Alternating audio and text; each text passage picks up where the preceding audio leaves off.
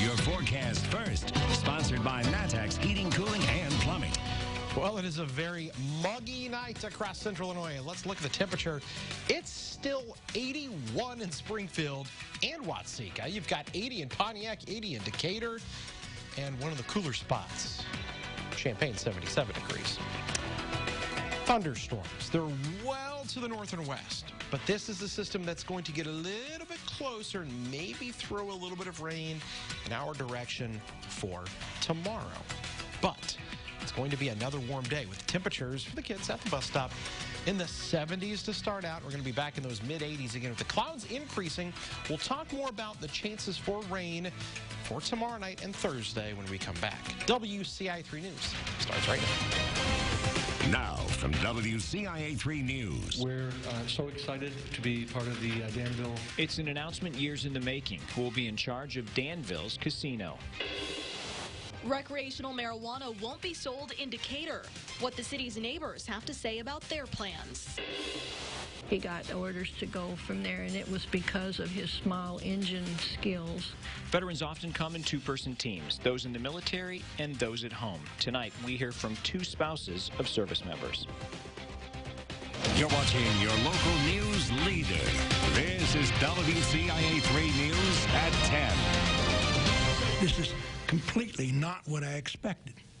And this is the kind of thing that I hoped for. 30 years of waiting for the state to allow Danville to build a casino is over. Tonight, the city officially revealed the name of the casino operator it chose. Good evening, I'm Paul Cicchini. And I'm Jessica Coons. The company taking on the massive project is called Haven Gaming. It's based out of Illinois.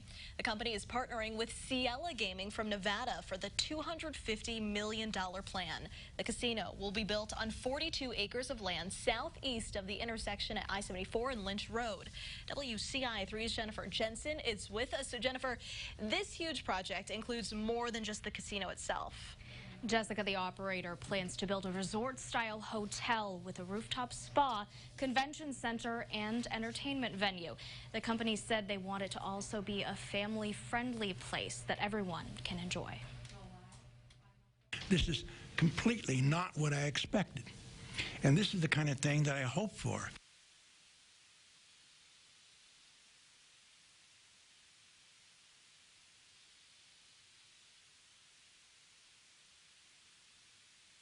Haven Gaming revealed an expansive and expensive plan to build a casino in Danville. The site that we've selected has tremendous visibility. Over 30,000 cars go by it each day.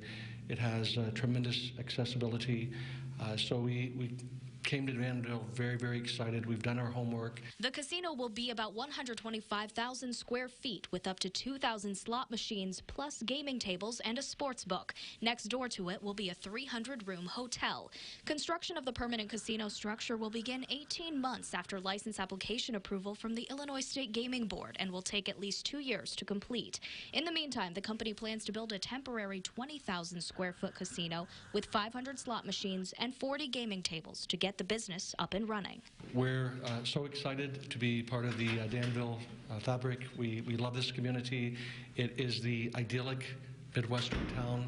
The operator predicts the city will make around $6 million within the first full year of operation and more than $7 million per year within the first 5 years.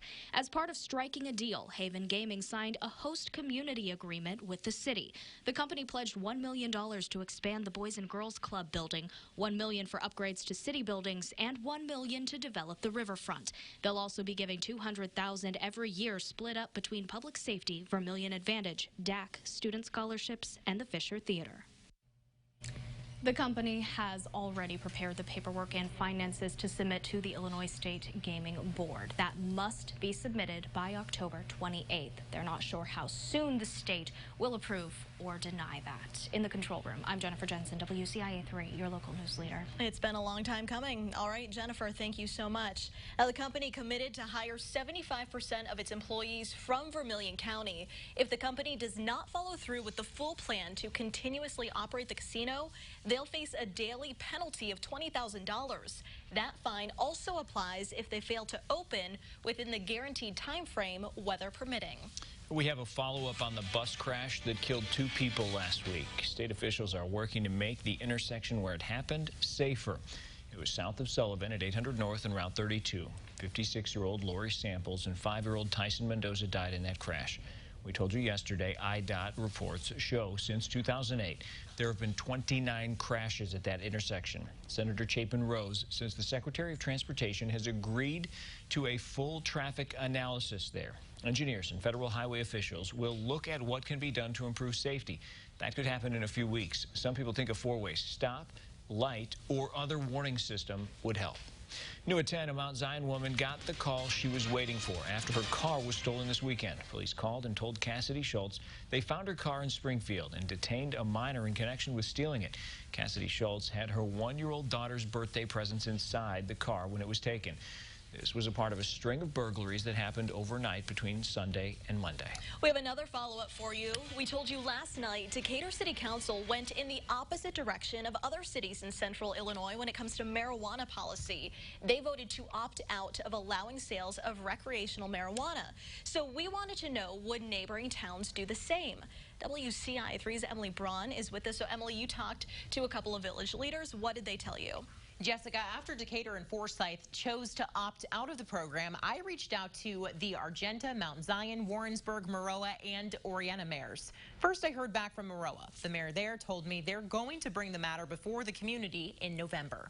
But he says he wouldn't be surprised if other Macon County towns follow Decatur and Forsyth's lead. Regardless, it was clear from last night's Decatur meeting, people have very mixed feelings about it. What I heard back unequivocally from law enforcement was you will never get enough money to cover the problems this will bring. I went to health officials, ER doctors, those that work with overdose victims, patients every day, and they said, don't do this. You all stood there just minutes ago and said the Pledge of Allegiance and pledged for liberty and justice for all. And keeping marijuana illegal is not liberty and is not justice. I also heard back from the Warrensburg mayor, and he told me they're bringing it up at their meeting on Monday, and it's possible they could vote on it then. But just like with Decatur, he wants to hear the community's input first. So depending on how that goes, they may bring it to a vote later on. So far, Champaign, Urbana, and Danville have all moved to allow recreational marijuana sales. Jessica? It'll be interesting to see if everyone in that county moves in the same direction. Right. All right, Emily, thank you.